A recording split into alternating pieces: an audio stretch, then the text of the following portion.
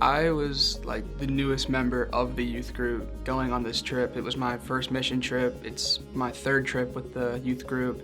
I had no clue what we were going into. I've gone to South Dakota every year. My brother and my sisters, they've always been to South Dakota. And so it's just kind of scary to go to Chicago not knowing what to expect. Even though I'd only been there once to South Dakota, I knew that like the youth group had been there many times, and like I was excited about being somewhere new, but I was also worried because like, you know, you hear really bad things about Chicago. We were split into 3 groups when we got there. My group ended up working in food pantries. We just moved shipment of food around in a food pantry, help them organize it, prepare it, and something that's really cool to see is the reaction to people when they're getting served. Like I would help carry their bags out to their carts, and there's so many people that were so grateful. So for the first few days, we were working at this garden.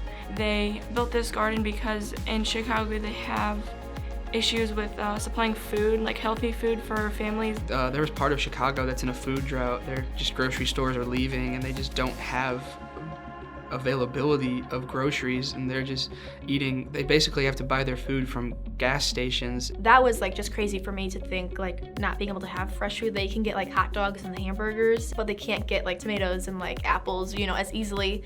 And so they were growing like their own produce, which was like really cool to like help out with. But I didn't know that it was hard to get fresh food. I didn't expect there to be so many like good things happening in the city. I went in thinking that maybe it was going to be a little bit more scary or like a little bit less safe, but there's a lot of good things that God is doing in Chicago. A lot of people now are aware of the situations in the urban areas of the country, and it's kind of eye-opening when you just actually go in and dive right into the middle of it. It's just something that always catches me off guard when I like experience new things, and like I feel like I'm more impacted than the people that I help. God has shown me how to interact with people that I wouldn't have normally been around, and not bring my prejudices to the table, and to like view people through Him. We always go on like these trips and like to make a difference in other people's lives, but it really makes a difference in like everyone who's going. Like I've learned so much about myself, about God, and I get to know so many new people. I always bond with new people every year. I know that there's kids who would not have been able to go on the trip without the funds that we make on trivia night. The fact that so many people are willing to do that, it's just warms my heart.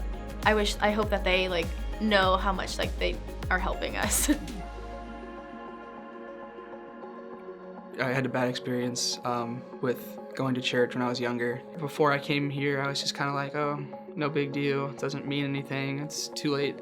I'm only 18, and I thought it was too late. And there are people who are 40 who haven't accepted Jesus, and I need to model my life around helping those people, like meeting people, being able to share my faith openly. The thing I will never forget from this trip is it really hit me how much CSM has progressed me in my faith. I can't nail it to a single moment, but throughout that entire week, just so many things built my confidence in Christ, and my relationship with God is so much better from that trip. I can't describe how much peace I found in that trip and in my fellowship with the youth group, and